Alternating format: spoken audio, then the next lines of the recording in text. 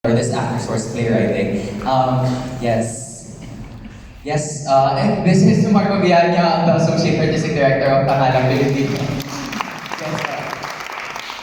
The tanong po ay, ano po ba ang anong naging proseso ninyo? Kasi narinig na natin kung anong process from the director. Now, as an actor, anong mga challenges that you faced, or how did you go about the process of creating Nekropolis? Thank you, judges, for going on.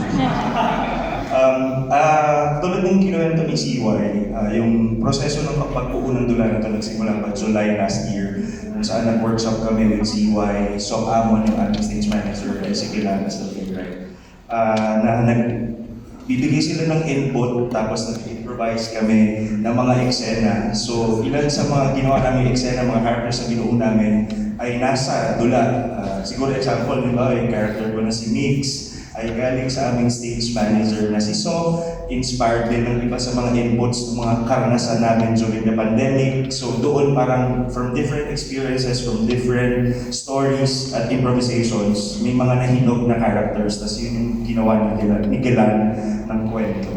Tapos moving forward, nung binasa na yung script, syempre